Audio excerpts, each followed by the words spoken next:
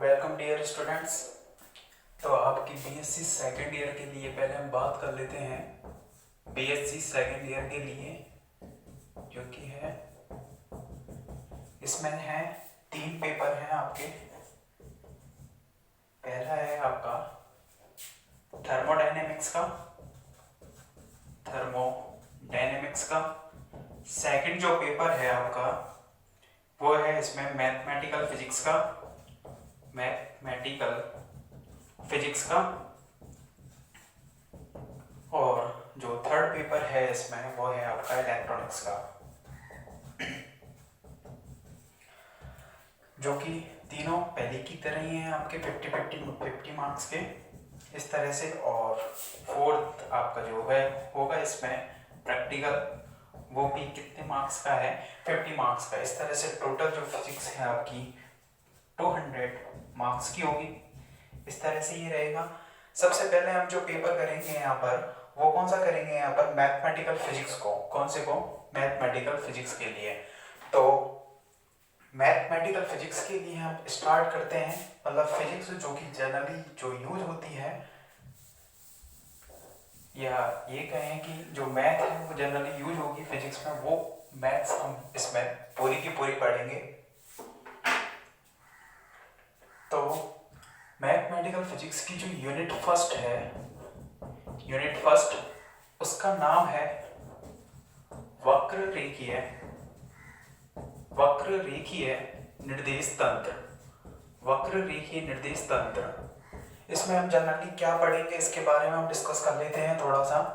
कि आपने first year में पढ़े हैं किसके बारे में? ग्रेडियंट के बारे में, डाइवर्जेंस के बारे में और कर्ल के बारे में। इन तीनों के बारे में पढ़ा है, लेकिन वहां आपने इन तीनों को पढ़ा था किसके अंतर्गत? कार्तीय निर्देश तंत्र के अंतर्गत पढ़ा था इन तीनों चीजों को। ग्रेडियंट हुआ, डाइवर्जेंस हुआ, कर्ल हुए, तीनों के फॉर्मूले जो पढ़े थे हमने कार्तीय निर्देश तंत्र के अंतर्गत पढ़े थे। लेकिन यहाँ पर आपके 2 निर्देश तंत्र और हैं जो कि त्रिविम में होते हैं। गोलीय निर्देश तंत्र और एक और है बेलनीय निर्देश तंत्र। कार्तीय, गोलीय और बेलनीय 3 निर्देश तंत्र हैं। इन तीनों निर्देश तंत्रों के अंतर्गत हमें ग्रेडियंट, डाइवर्जेंस और कर्ल तीनों के फॉर्मूले निकालने हैं। तो तीनों में अलग अलग निकालने के बजाय हम एक ऐसा निर्देश तंत्र यूज करें कि हम उसके अंतर्गत क्या करें, तीनों के फॉर्मूले निकाल लें, ग्रेडियंट की, डाइवर्जेंस और कर्ल के, और उसको ही उसमें हम विशेष कंडीशन लगा देंगे कि कार्तीय निर्देश तंत्र के अंतर्गत किसी बिंदु के निर्देशांक क्या होते हैं, x, y, z। तो उनको रख देंगे तो वो कार्तीय निर्देश तंत्र में आ जाएगा। इसी तरह से गोलीय निर्देश तंत्र और बेलनीय निर्देश तंत्र में आ जाएगा। गोलीय निर्देश तंत्र के अंतर्गत किसी बिंदु के जो निर्देशांक हैं वो रिप्रेजेंट किए जाते हैं r, θ, फाई से, और बेलनीय में किए जाते हैं ρ, फाई, z से। इस तरह से किए जाएंगे इसमें तीनों निर्देश तंत्र में। तो तीनों के व्यापक रूप में हम उनके ग्रेडियंट की, डाइवर्जेंस और कर्ल के फॉर्मूले निकालेंगे, और उस व्यापक रूप को ही हम बोलते हैं कौन सा? वक्र रेखीय निर्देश तंत्र। यानी कि हम क्या करेंगे कि वक्र रेखीय निर्देश तंत्र के अंतर्गत ही ग्रेडियंट का फॉर्मूला निकालेंगे, डाइवर्जेंस का निकालेंगे और कर्ल का निकालेंगे, और उसके अंतर्गत विशेष कंडीशन लगाते हुए कार्तीय, गोलीय और बेलनीय में उसको हम क्या कर देंगे, चेंज कर देंगे। तो यहाँ पर यूनिट फर्स्ट डालिए। यहाँ पर ही हम प्रॉपर तरीके से वही रहेगा सिस्टम जिस तरह से क्लास में रहता है कि पहले टॉपिक को समझेंगे और उसके बाद उसको प्रॉपरली लिखेंगे। तो पहला है, या फर्स्ट हेडिंग डालना, यूनिट फर्स्ट वक्र रेखीय निर्देश तंत्र। तो हम पहले बात कर लेते हैं निर्देश तंत्र के अंतर्गत ही कि what is the reference frame निर्देश तंत्र होता क्या है। इस चीज को मैं पहले भी बता चुका हूं फर्स्ट ईयर में इलेक्ट्रोमैग्नेटिज्म में। रेफरेंस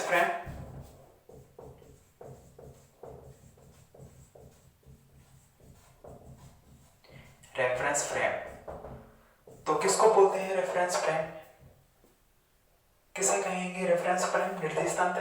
कि देखिए कि मैं कह रहा हूं कि केरली से अलवर है वो 50 किलोमीटर दूर है, अब मैंने फिक्स बता दिया कि खेड़ली से जो अलवर है वो 50 किलोमीटर दूर है, लेकिन मैं कह रहा हूँ कि अलवर है वो 50 किलोमीटर दूर है, मैंने ये नहीं बताया वो कहाँ से दूर है।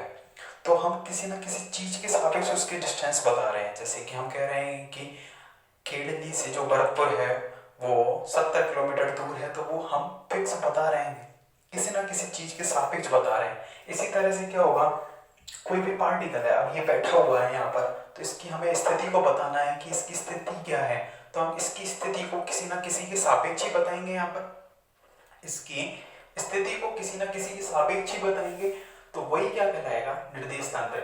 जैसे कि हम कहें कि यहाँ पर एक हमने कौन सा निर्देश तंत्र ले लिया, कार्तीय निर्देश तंत्र ले लिया, एक्स, वाई और जेड, इस तरह से ले लिया, या इनको कैपिटल बना लो आप, एक्स, वाई और जेड, ठीक है। और ये इसका क्या रहा, यहाँ पर मूल बिंदु रहा। तो इसमें क्या है कि हमें इस पार्टिकल की स्थिति है, इस पार्टिकल को जैसे नाम दे दिया हमने पी, इस पार्टिकल की स्थिति का हमें पता करना है कि ये पार्टिकल कहाँ बैठा हुआ है। तो हम कैसे कहेंगे कि एक्स एक्सिस पर यदि हम कितना चलें, स्मॉल एक्स, बाई पर चलें स्मॉल बाई, और जेड पर चलें यदि हम स्मॉल जेड, तो वो पार्टिकल हमें वहाँ मिल जाएगा। मतलब मूल बिंदु के सापेक्ष हमने उसकी स्थिति को क्या कर दिया, व्यक्त कर दिया। तो ये कौन सा निर्देश तंत्र हो जाएगा, कार्तीय निर्देश तंत्र।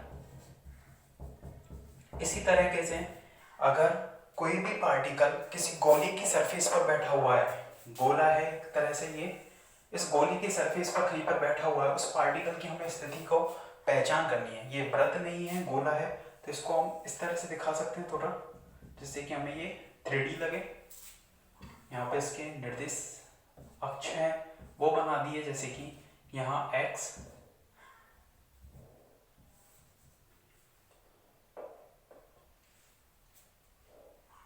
ये x रहा, ये y रहा और ये z रहा। तो इस पार्टिकल की हमें स्थिति को पहचान करना है कि पार्टिकल कहाँ पर बैठा हुआ है। तो हमने मान लिया ये इसका क्या रहा, इस गोले का एक गोला है, उसका ये केंद्र रहा। तो हमने बोल दिया कि केंद्र से कितनी दूरी पर है, r दूरी पर है, और इसका जो प्रक्षेप है, जैसे कि ये गोला है, तो ये जो डायरेक्शन है यहाँ से O से P तक की, वो इसी समतल में ना होकर इस तरीके से है। तो उसका जो प्रक्षेप आएगा, प्रक्षेप से मतलब है कि इसकी छाया जो नीचे पड़ेगी इस वाले तल में, इस गोले वाले तल में जहाँ पड़ेगी, जैसे कि मान लिया इसमें पड़ेगी वो तल, तो ये एक्स एक्सिस के साथ जो इसकी छाया बननी है, इस वाली रेखा की जो छाया है नीचे बन रही है, वो एक्स एक्सिस के साथ कितना एंगल बना रही है, फाई एंगल। तो ये फाई एंगल है, जिससे इसका प्रक्षेप जहाँ पर आया वो एंगल एक्स के साथ कितना बना रही है, फाई। तो आर ये रहेगा, फाई ये रहेगा, और थीटा किसके साथ एंगल है यहाँ पर, जेड एक्सिस के साथ, किसके साथ, जेड एक्सिस के साथ। तो यहाँ पर बिंदु P के जो निर्देशांक हो जाएंगे वो आर, थीटा, फाई, इस तरह से हो जाएंगे। जहाँ आर तो क्या होगी, उस गोली की त्रिज्या 0 से P तक की क्या हो जाएगी, त्रिज्या। थीटा किसके साथ बनाया गया एंगल है, इस एक्सिस जेड अक्ष के साथ बनाया गया एंगल है इस वाली रेखा का, और फाई किसके साथ है, एक्स अक्ष के साथ बनाया गया एंगल। मतलब हम उस कण की स्थिति तक पहुंच जाएंगे किसमें, गोलीय निर्देश तंत्र में। इसी तरह से एक और है, कौन सा, बेलनीय निर्देश तंत्र। कौन सा, बेलनीय निर्देश तंत्र। तो बेलनीय निर्देश तंत्र के अंतर्गत क्या होगा, एक बेलन होगा,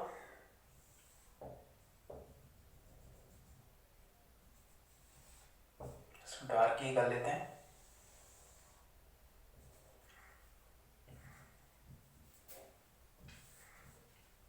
इस तरह से। तो ये एक्स एक्सिस रहा, ये वाई एक्सिस रहा, और ये जेड एक्सिस रहा। तो इसके सरफेस पर हमने कोई एक बिंदु ले लिया, तो उस बिंदु के निर्देशांक हमें निकालने हैं कि वो बिंदु के पॉइंट क्या क्या होंगे यहाँ पर, उस तरह से हमें निकालना है। तो जिस तरह से एक खीरा होता है, हमने खीरे को आधा काट दिया, इस तरह से बीच में से काट दिया, तो इस तरह से कुछ लेयर दिखाई देगी यहाँ पर, इस तरह से बीच में से, जैसे कि ये पूरा है तो इसको पूरा ना काट कर बीच में से हाफ काटा है, तो हाफ काटने की वजह से इस तरह से कुछ आकृति बनेगी। तो इसका ये केंद्र होगा, मूल बिंदु यहाँ पर होगा, या इस यहाँ से ना लेकर इसको ये ले लिया, किसका, एक्सिस का मूल बिंदु ले लिया, ये एक्स रहा, ये वाई रहा और ये जेड रहा। तो यहाँ पर इस पट्टी को लिया है, तो पट्टी है उसकी जो डिस्टेंस है, मतलब ये सरफेस पे आ जाएगा, इस गोले की सरफेस पे लिखा है इस तरह से, तो इसकी जो डिस्टेंस हो जाएगी वो कितनी हो जाएगी, रो हो जाएगी।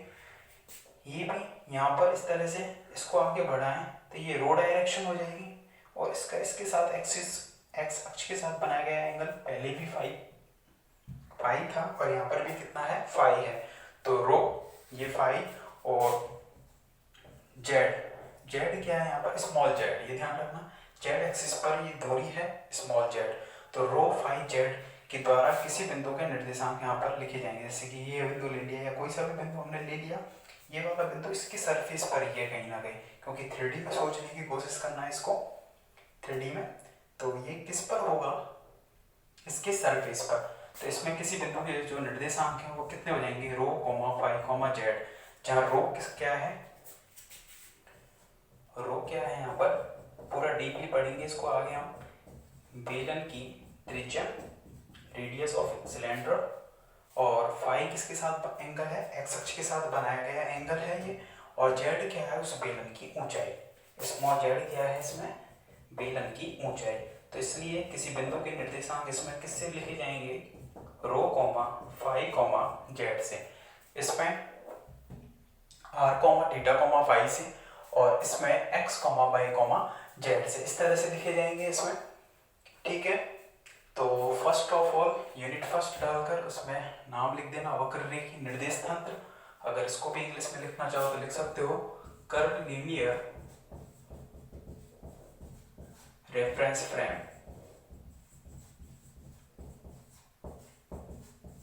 कर्व लीनियर रेफरेंस फ्रेम, और इसमें फर्स्ट हेडिंग डालना निर्देश तंत्र, और उसमें लिखना प्रारंभ करें निर्देश तंत्र, हेडिंग डालकर उसमें लिखें। ऐसे ही चलेंगे जिस तरह से क्लास में चल रहा था, प्रॉपरली उसी तरीके से चलेंगे कि पहले चीज को समझेंगे और उसके बाद उसको लिखेंगे। तो निर्देश तंत्र की परिभाषा क्या हुई थी कि वह तंत्र अथवा निकाय जिसके सापेक्ष हम किसी कण की स्थिति को व्यक्त कर रहे हैं, तो यहाँ पर किसके सापेक्ष किया था, कार्तीय निर्देश तंत्र के सापेक्ष कण की स्थिति को व्यक्त किया था। यहाँ पर गोलीय निर्देश तंत्र है, तो गोलीय निर्देश तंत्र में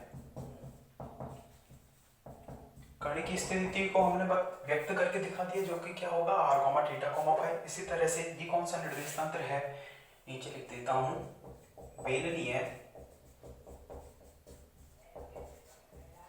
बेलनीय निर्देश तंत्र, इस तरीके से। तो रेफरेंस फ्रेम में लिखना, हेडिंग डालकर लिखें इसमें, वह तंत्र अथवा निकाय, वह तंत्र अथवा निकाय जिसके सापेक्ष, वह तंत्र अथवा निकाय जिसके सापेक्ष, वह तंत्र अथवा निकाय जिसके सापेक्ष किसी कण की स्थिति को व्यक्त किया जाता है, वह तंत्र अथवा निकाय जिसके सापेक्ष किसी कण की स्थिति को व्यक्त किया जाता है, निर्देश तंत्र कहलाता है। वह तंत्र अथवा निकाय जिसके सापेक्ष किसी कण की स्थिति को व्यक्त किया जाता है, निर्देश तंत्र कहलाता है।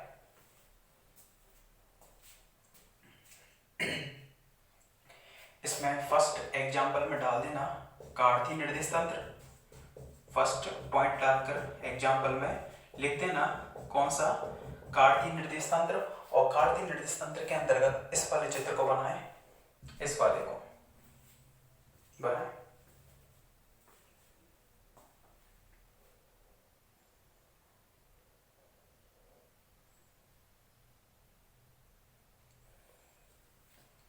अगर आपको थोड़ा फास्ट लग रहा है तो अपने हिसाब से अपनी स्पीड को आप स्लो या फास्ट कैसे भी कर सकते हो, जैसा भी आपको लग रहा है।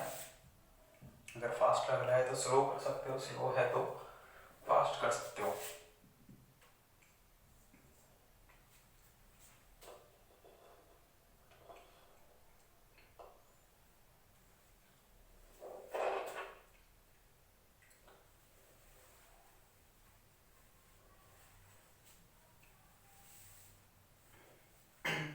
इस चित्र को बनाने के बाद सेकंड पॉइंट लिखना है इसमें एग्जाम्पल में ही, यहाँ पर लिख देना आगे गोलीय निर्देश तंत्र। और गोलीय निर्देश तंत्र के अंतर्गत क्या करोगे, गोलीय निर्देश तंत्र के अंतर्गत इस चित्र को बना दोगे। और यहाँ पर आर के बारे में लिख देना, आर क्या है यहाँ पर गोली की त्रिज्या, आर क्या है यहाँ पर गोली की त्रिज्या। इसको पूरा आगे पढ़ना है हमें, काटतीय गोलीय बेलनी तीनों को आगे पूरा पढ़ेंगे कि फाई कितने से कितना होगा, थीटा कितने से कितना एंगल हो सकता है, पूरा पढ़ेंगे उसको। लेकिन यहाँ पर अभी हम थोड़ा सा डिस्कस कर रहे हैं बस निर्देश तंत्र के बारे में। तो ये गोली की त्रिज्या हो गई और थीटा फाई इसमें देख रहे हैं कि क्या है, वो फाई एक्स अक्ष के साथ बनाया गया एंगल और थीटा है जेड अक्ष के साथ बनाया गया एंगल। बना देता हूँ इसको, थीटा आर थीटा फाई। और यहाँ पर कौन सा हो जाएगा, ये थर्ड पर लिख देना एग्जाम्पल में बेलनी निर्देश तंत्र हेडिंग डालकर, इस तरह से थर्ड करके बेलनी निर्देश तंत्र, इसमें इस चित्र को बनाए और उनके बारे में लिख देना बेलन की त्रिज्या, जेड बेलन की ऊंचाई, इस तरह से लिखें। यहाँ तक ये कागती हो गया, ये गोली हो गया और ये बेलनीय हो गया, लिखें।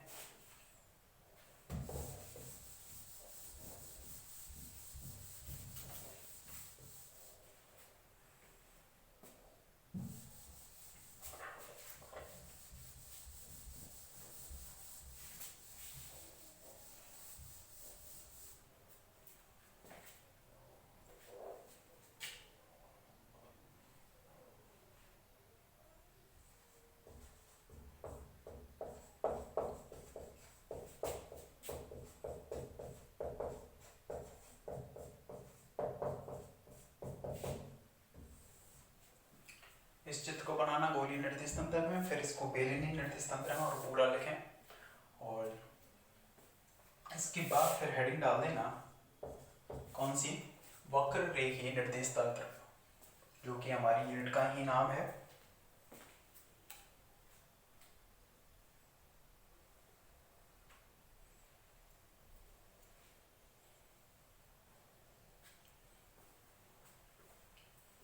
पॉज करके आप इनको बना सकते हो चित्रों को, इसलिए ज्यादा नहीं रुकना है।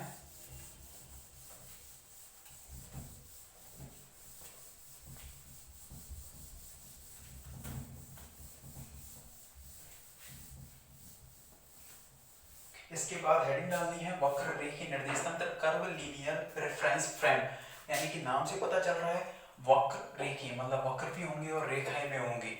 तो एक ऐसा निर्देश तंत्र जिसमें तीनों वक्र एक बिंदु पर आकर मिल रहे हैं, कौन सा निर्देश तंत्र कहलाएगा, वक्र रेखीय निर्देश तंत्र कहलाएगा। जैसे कि इस तरह से एक वक्र मान लिया हमने, इसको नाम दे दिया हमने u1 वक्र। इस तरह से एक और वक्र है, इसको नाम दे दिया हमने u2 वक्र। और इसी तरह से एक और वक्र है, वो कौन सा वक्र है, u3 वक्र। अब ये त्रिविम में है, ये u1 वक्र, u2 वक्र और u3 किस तरह से, इस तरह से तीनों हैं, वो किसी उभयनिष्ठ बिंदु पर आकर मिल रहे हैं, उसको बोल दिया हमने O पॉइंट। अब इस O पॉइंट पर अगर हम तीनों पर रेखाएं खींच दें, और रेखाएं किसकी, u1 वक्र के लिए स्पर्श रेखा इस तरह से हो जाएगी, इसको डार्क ही कर देते हैं, इसको नाम बोलेंगे u1 निर्देश अक्ष, तो निर्देश अक्ष हो जाएगा। इसी तरह से इस वाले वक्र के लिए हम इस पॉइंट पर स्पर्श रेखा खींचें, टेंजेंट खींचें, तो वो कुछ इस तरह से होगी, इसको बोल दिया हमने u2 निर्देशाक्ष। क्या बोल दिया इसको, u2 निर्देशाक्ष। इसी तरह से u3 वक्र के लिए भी अगर हम रेखा खींचें तो इसको बोल देंगे हम क्या, u3 निर्देशाक्ष, इस तरह से बोल दिया। तो वक्र रेखीय निर्देश तंत्र की हम डेफिनेशन देंगे कि एक ऐसा निर्देश तंत्र जिसमें कि तीन वक्र, कौन कौन से वक्र हो गए, वो u1 u2 और u3, कि जिसमें तीन वक्र एक बिंदु पर आकर मिले, कौन सा निर्देश तंत्र कहलाएगा, वक्र रेखीय निर्देश तंत्र कहलाएगा। और उन तीनों वक्रों पर हमने क्या खींची, स्पर्श रेखाएं, और स्पर्श रेखाओं के हम जो नाम देंगे वो किस तरह से देना है कि u1 निर्देशाक्ष, इसको बोल दिया हमने u2 निर्देशाक्ष, और इसको बोल दिया u3 निर्देश अक्ष, इस तरह से इनको नाम दे दिया। तो वक्र रेखीय निर्देश तंत्र हेडिंग डालकर उसके अंतर्गत लिखें उसके अंतर्गत कि एक ऐसा निर्देश तंत्र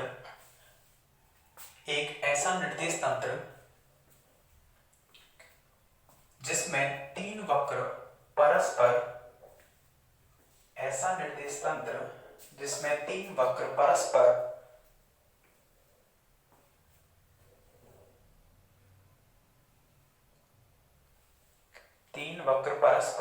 एक बिंदु पर आकर मिलें,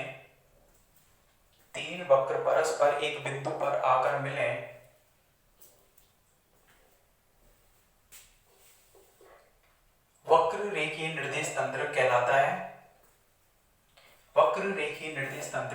है। तो इसमें है क्या, U1 U2 एक समतल में हो सकते हैं और U3 कोई सा भी एक है वो किस में होगा, त्रिभुज में होगा। तो U1 इधर, U2 इधर और U3 इस तरह से हो सकता है, ठीक है। तो किसी भी हम तरह से उसको ले सकते हैं, ठीक है। और तीनों पर हमने स्पर्श रेखाएं खींची हैं, U1 निर्देश अक्ष बोलेंगे, U2 और U3 निर्देश अक्ष।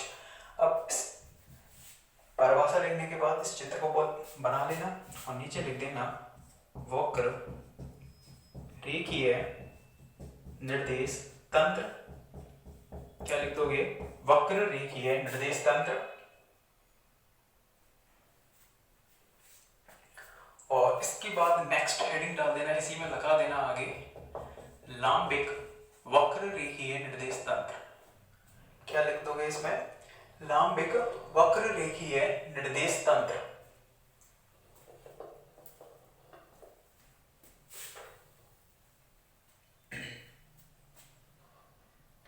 तो लांबिक वक्र रेखीय निर्देश तंत्र का मतलब क्या है कि वक्र रेखीय निर्देश तंत्र वो लांबिक है, मतलब लंबवत है।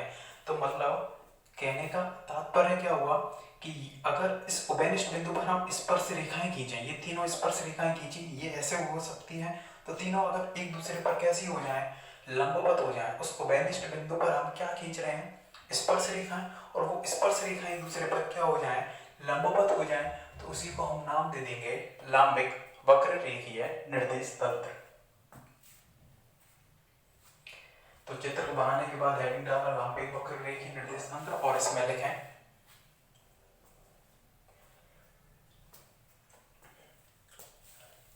हेडिंग डालकर उसमें लिखें लांबिक वक्र रेखीय निर्देश तंत्र में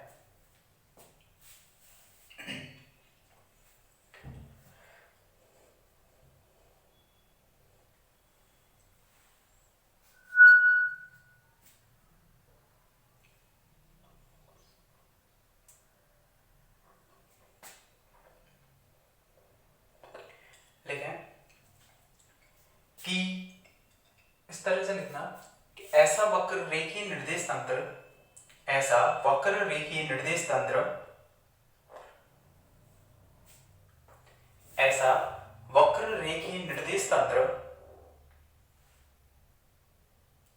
जिसमें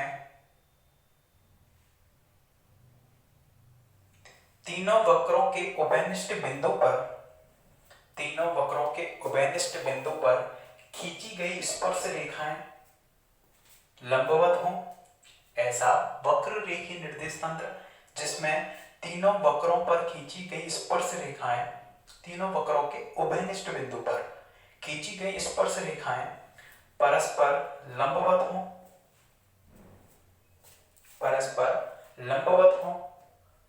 तो वह लांबिक वक्र रेखीय निर्देश तंत्र कहलाता है। तो वह लांबिक वक्र रेखीय निर्देश तंत्र कहलाता है।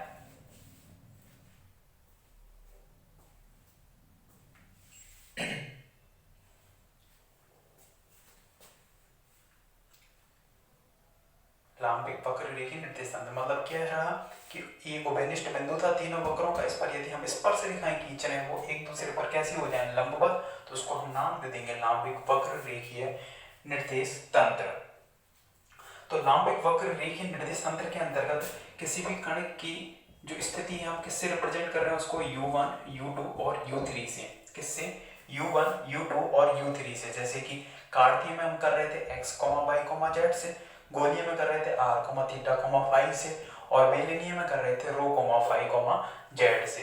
तो उसी तरीके से यहाँ पर कर रहे हैं हम u1, u2, u3 से।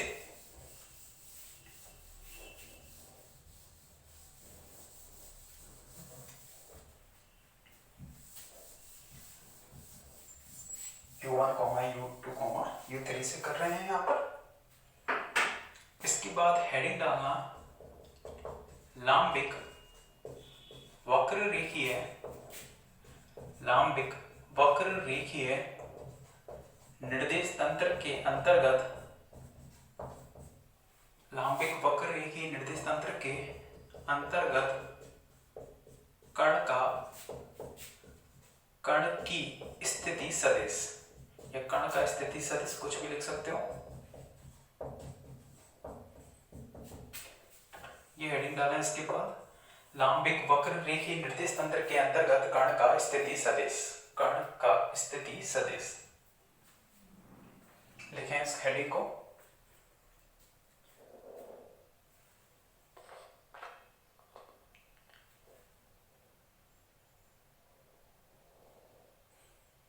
लांबिक वक्र रेखीय निर्देश तंत्र के अंतर्गत कण का स्थिति सदिश। तो देखिए, यदि कण का स्थिति सदिश कार्तीय निर्देश तंत्र में होता तो वहां पर r वेक्टर को लिखा जाता है किस तरह से लिखा जाता है, वहां पर xi cap plus yj cap plus zk cap. किसी कण का स्थिति सदिश इस तरह से लिखा जाएगा, r vector equal to xi cap plus yj cap plus zk cap. यानी कि हम लिख सकते हैं कि जो r वेक्टर है वो किस किस का स्थिति है या किस किस का फलन है, x, y, z का। वहां पर हम लिख सकते हैं क्या कि r है वो किस किस का फलन है, x, y, z का। लेकिन अगर हम बात करें लांबिक वक्र रेखीय निर्देश तंत्र के अंतर्गत, तो यहाँ पर x की स्थान पर हम क्या लिख रहे थे, u1, इसी तरह से यहाँ पर u2 और यहाँ पर u3, इस तरह से। तो किसी भी कण का जो स्थिति सदिश है वो किस किस का फलन होगा, यहाँ पर किस किस का फलन होगा, r वेक्टर u1 का, u2 का और u3 का, इस तरह से होगा। तो इसका अगर हम यहाँ पर क्या करते हैं, पूर्ण अवकलन करते हैं, पूर्ण अवकलन या संपूर्ण अवकलन करने पर तो संपूर्ण अवकलन कितना हो जाएगा, dr वेक्टर। तो इसको हम किस तरह से लिखते हैं, यहाँ से अवकलन की फॉर्म में पढ़ा होगा आपने मैथ में, del r vector upon del u1 plus del r vector upon del u2 du2, इसी तरह से del r vector upon del u3, और ये क्या कितना हो जाएगा, du3। ये डेल है और ये d है, इस तरह से। तो r एक स्थिति सदिश था, तो लांबिक वक्र रेखीय निर्देश तंत्र के अंतर्गत वो किस किस का फलन होगा, u1, u2, u3 का। जैसे कि कार्तीय में होता है वो x, y, z का। तो यहाँ पर हम किसके लिए बात कर रहे हैं, लांबिक वक्र रेखीय निर्देश तंत्र के अंतर्गत। तो उसके अंतर्गत जो कण का स्थिति सदिश है वो कितना हो जाएगा, r वेक्टर इक्वल टू ये हो जाएगा। तो इसका अगर हम पूर्ण अवकलन करें तो dr वेक्टर इक्वल टू कितना हो जाएगा, ये हो जाएगा पूरा। पहले समझें, फिर आसानी बाद में पूरा प्रॉपर्ली लिखाऊंगा, उसी तरह से आसान तरीके से उसको लिखें, ठीक है। तो dr वेक्टर इक्वल टू ये हो गया। अब यहाँ पर ये वाली जो चीज है कौन सी, del r vector upon del u1, ये भी एक वेक्टर क्वांटिटी है, ये भी वेक्टर क्वांटिटी है और ये भी वेक्टर क्वांटिटी है। क्योंकि r कैसी थी, वेक्टर क्वांटिटी थी, तो इसका डेरिवेटिव अगर हम करते हैं तो वो भी कैसी क्वांटिटी आएगी, यहाँ पर एक वेक्टर क्वांटिटी ही आएगी। तो इनको जो नाम देते हैं यहाँ पर, किन किन को, del r vector upon del u1, del r vector upon del u2 और del r vector upon del u3, इनको नाम देते हैं, यहाँ पर सदिश हैं ये, तो इनको नाम देते हैं आधार सदिश। क्या नाम देंगे इनको, आधार सदिश, और इंग्लिश में बोले तो इनको बेस वेक्टर। क्या बोलेंगे इनको, बेस वेक्टर। तो एक स्थिति सदिश था कण का, उसका पूर्ण अवकलन किया, तो यहाँ पर जो किया जाता है आंशिक अवकलन जो किया जा रहा है उनको ही हम नाम देते हैं यहाँ पर आधार सदिश।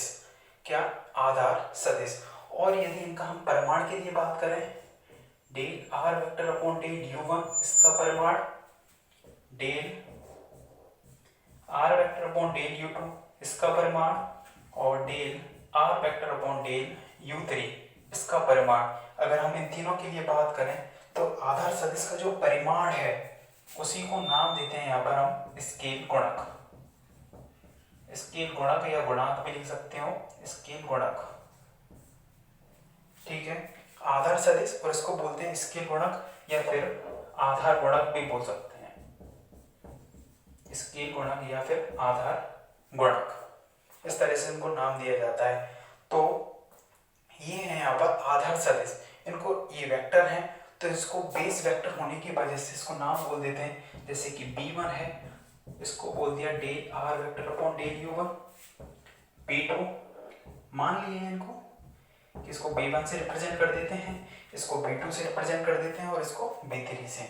Del r vector upon del u2 और b3 कितना हो जाएगा, del r vector upon del u3। ये तीनों ही क्या कहलाएंगे, आधार सदिश कहलाएंगे। और यदि हम एक ही लाइन में लिखना चाहें तो एक ही लाइन में किस तरह से लिख सकते हैं इसको व्यापक रूप में कि b i vector equal to del r vector upon del u i, इस तरह से। किस तरह से लिख दिया कि del r vector upon del u i. अभी आई की वैल्यू कुछ भी हो सकती है, 1 2 3, मतलब आई है वो वेरी कर सकता है 1 या 2 3, कुछ भी कर सकता है। तो हेडिंग डालने के बाद इसमें लिखना,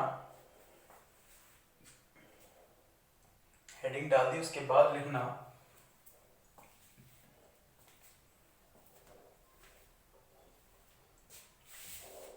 लांबिक वक्र रेखीय निर्देश तंत्र के अंतर्गत किसी कण की स्थिति को निम्न प्रकार से व्यक्त किया जाता है। लांबिक वक्र रेखीय निर्देश तंत्र के अंतर्गत किसी भी कण की स्थिति को निम्न प्रकार से व्यक्त किया जाता है। और फर्स्ट जो इक्वेशन है उसको लिखें,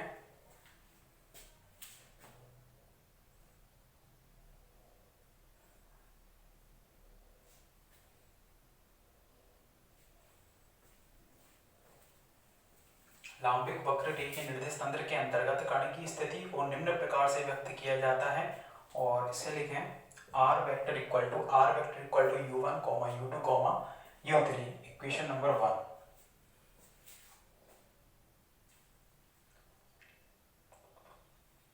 ठीक है, उसके बाद लिखना पूर्ण अवकलन करने पर, और पूर्ण अवकलन करने के बाद इस वाली इक्वेशंस को लिख लें। इसमें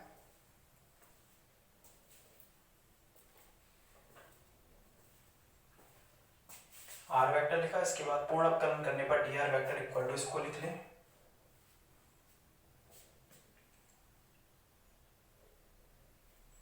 और इसको इक्वेशन नंबर 2 डाल देना। कितना, इक्वेशन नंबर 2, 1 के बाद इसको डाल देना 2।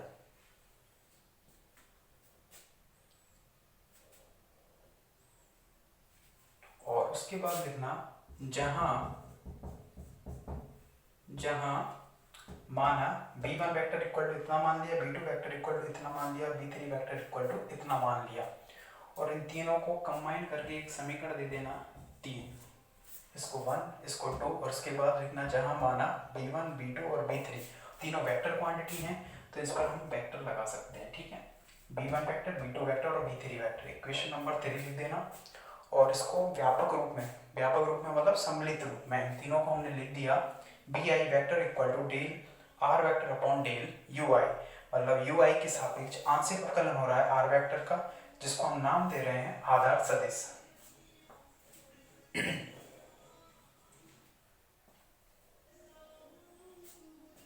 यहां तक लिखें इसको, b1 वेक्टर, b2 वेक्टर और b3 वेक्टर तीनों के बारे में हमने लिख लिया। तीनों क्या कहलाएंगे यहां पर, जहां